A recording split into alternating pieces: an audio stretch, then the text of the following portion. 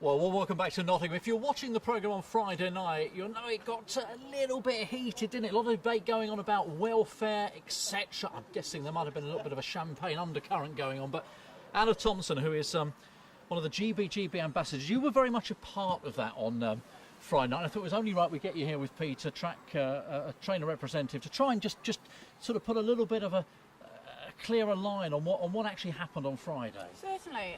Well, we're welfare ambassadors, not GBGB ambassadors. So it was just all targeting about ways that we can improve the sport and how to go about it, and just different opinions. And I think we've ruffled a few feathers, to say the least. But it's got everybody talking about welfare. Which is the main thing, Peter, isn't it? And I picked up this, I've been away for the week, I picked up on this on Twitter on Saturday morning, and it looked like you two were having a heated argument. Well, I didn't actually see the programme on the Friday. I just got some messages, and then I saw the Twitter going absolute crazy, and it was suggested that there should be tracks closed. Now, I don't know where that came from, and Anna says she never actually said tracks should be closed. But that's the last thing we want to do. If we have got some bad apples what they want weeding out, then let's get some of the bad apples out, but keep the tracks. You know, we need the tracks to be there to be supporting all of us and bring the young people through and getting more people in.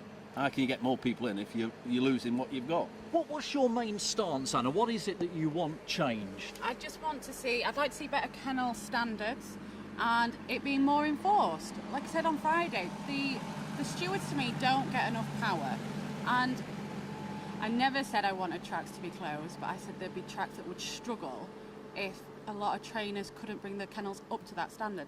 And it's just, where do you draw the line? Do you then have dogs in positions where they're not as well looked after as what they could be, but as long as the tracks are all right and filling their cards for the bookies? There's just a lot of pressure at the moment. So if you had carte blanche on what could change overnight, what would you instigate?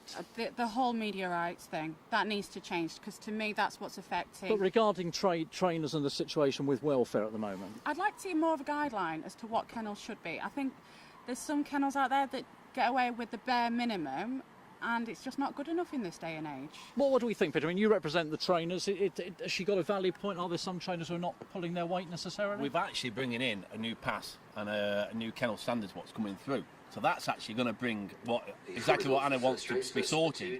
But what I would say on that is, it has got to be regulated properly and well, and that's what we need. We need these sites to have the support from the GBGB, and actually, but then it's a bit of a careful one, because some people think things are all right and some people won't. So everyone's got to work off the same hymn sheet, and everyone's got to have the same standards. Not some people getting away with things, some people aren't. And what I would say is, I don't disagree on a certain thing about some tracks falling by the wayside if they cannot keep up, because some of them aren't up to scratch either.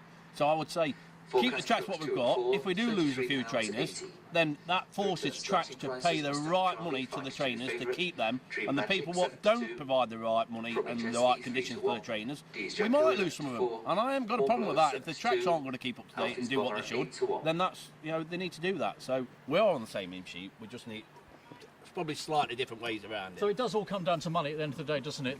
The trainers need support. They need financial support where they need to improve things. Definitely, and I think this is where we need to really all crack down on their getting a proper levy there, and because the more money that comes in, the more money then that can go towards helping trainers, educating them a bit better maybe on certain aspects, and improving kennel standards, improving track standards.